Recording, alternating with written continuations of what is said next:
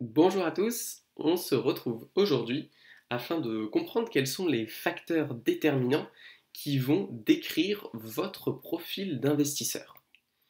Comprendre son profil d'investisseur, c'est extrêmement important parce que c'est les informations que vous allez directement utiliser pour choisir votre allocation. Allocation qui, je vous le rappelle, est la répartition entre les différentes classes d'actifs, plus ou moins risqués, plus ou moins liquides, et qui du coup vont répondre à votre situation personnelle. Ils vont vous permettre d'atteindre vos objectifs financiers selon les critères qui sont les vôtres. Alors comment on définit un profil d'investisseur? Eh bien, il y a quelques notions qui sont clés pour comprendre le profil d'investisseur. Premièrement, et c'est le plus important, c'est l'objectif financier qui est le vôtre. Peut-être que votre objectif financier, c'est de financer votre retraite. Peut-être que votre objectif financier, c'est de ne plus travailler quand vous aurez 50 ans. Peut-être que votre objectif financier, c'est d'atteindre 1 million d'euros parce que 1 million d'euros, ça vous fait rêver et vous êtes persuadé que ça vous rendra plus heureux.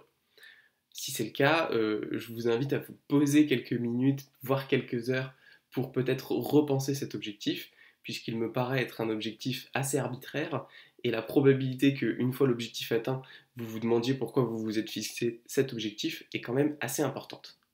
Donc la question de l'objectif, elle est fondamentale. Je pense que ces objectifs, il faut vraiment les prendre euh, sans porter de jugement.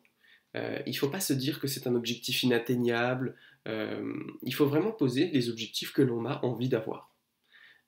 Ensuite, une bonne manière, si on a posé des objectifs qui sont ambitieux, c'est-à-dire qui sont sur plusieurs dizaines d'années, qui vont invoquer des sommes d'argent importantes compte tenu de nos revenus, un conseil que je peux vous donner, c'est de diviser cet objectif en sous-objectifs.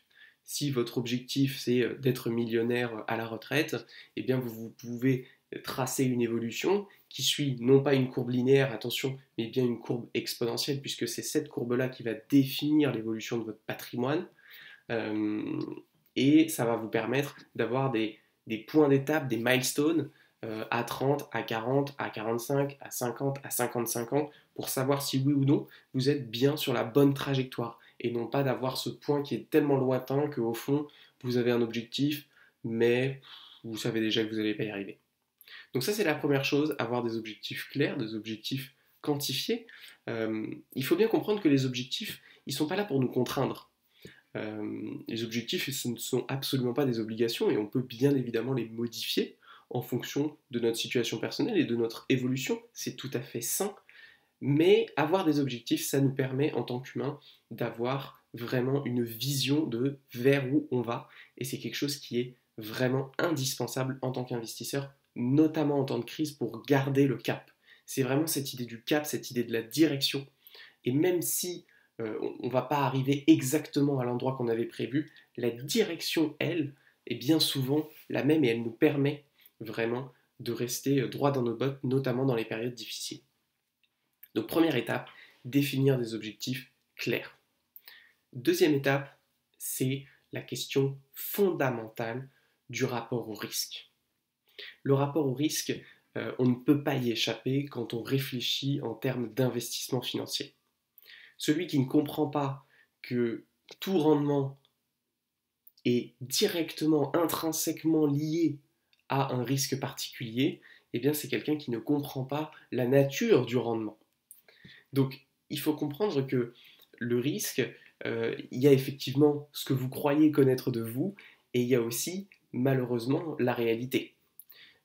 Bien souvent, en finance, on observe que les investisseurs euh, qualifient et mesurent leur tolérance au risque bien plus haut qu'elle ne l'est réellement. C'est-à-dire que les individus vont dire oui, oui, il n'y a pas de souci, je suis tolérant au risque, j'accepte de voir mon patrimoine diminuer drastiquement et ne pas changer de stratégie, continuer d'investir à ce moment-là pendant des périodes qui peuvent être extrêmement longues. Il faut quand même le rappeler que quand on regarde les cours boursiers, il y a eu quasiment une décennie morte entre les années 2000 et les années 2010. Il y a eu quasiment 10 ans de stagnation. Et donc oui, effectivement, si vous aviez investi euh, sans broncher pendant toute cette période-là, vous auriez été récompensé.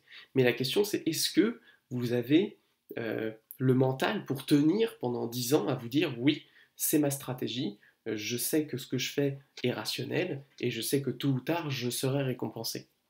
Ça c'est vraiment la question de la tolérance au risque qui est fondamentale.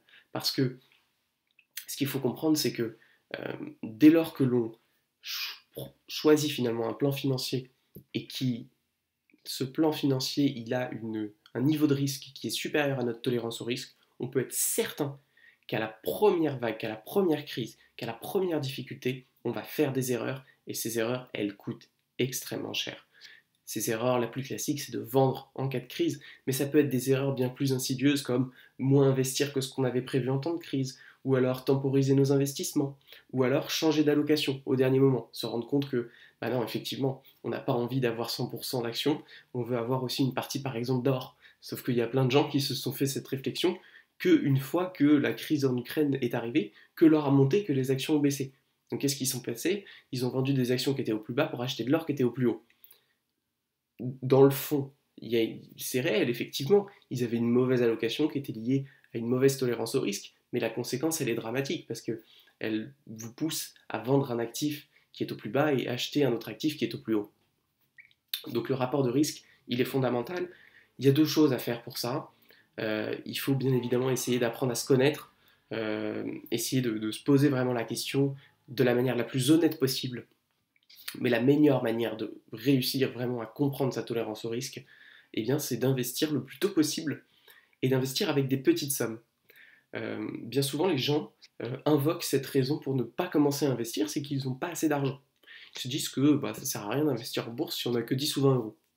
Sauf qu'en fait, c'est fondamental de commencer à investir en bourse dès qu'on n'a que 10 ou 20 euros, parce que ça permet d'apprendre à nous connaître.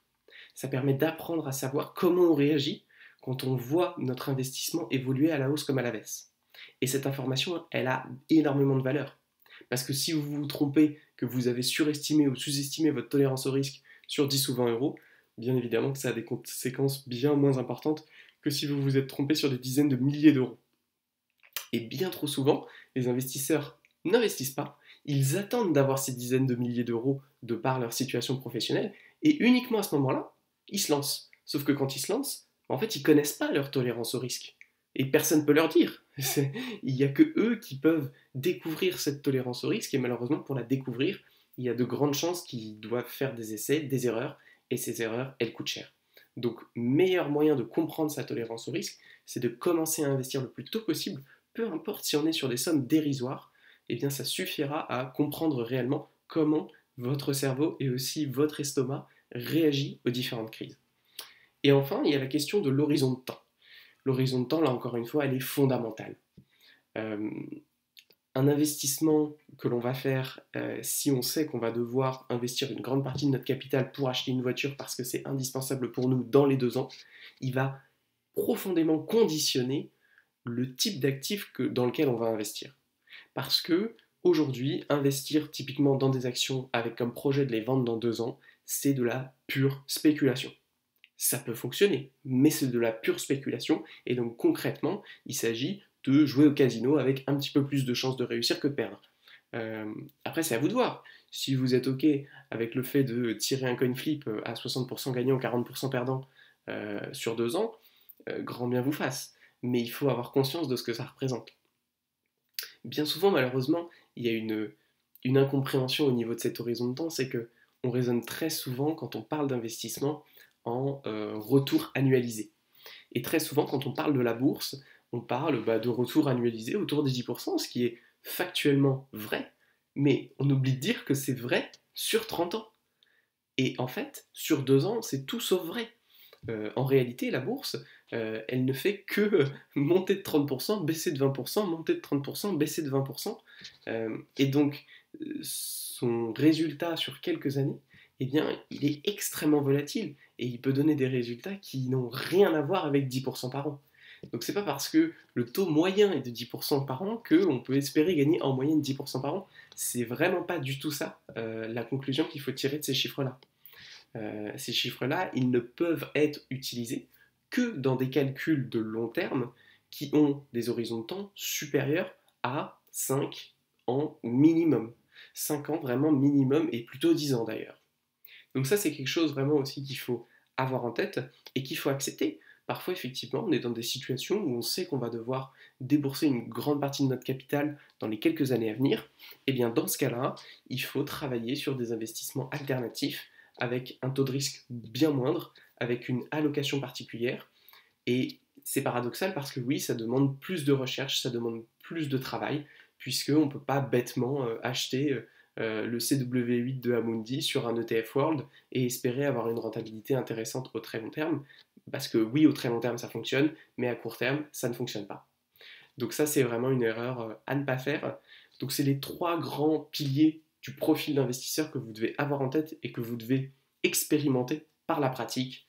C'est avoir des objectifs financiers clairs, connaître votre tolérance au risque et connaître votre horizon de temps d'investissement. N'hésitez pas à liker la vidéo si elle vous a plu, à vous abonner si vous voulez voir les prochaines, et je vous dis ciao!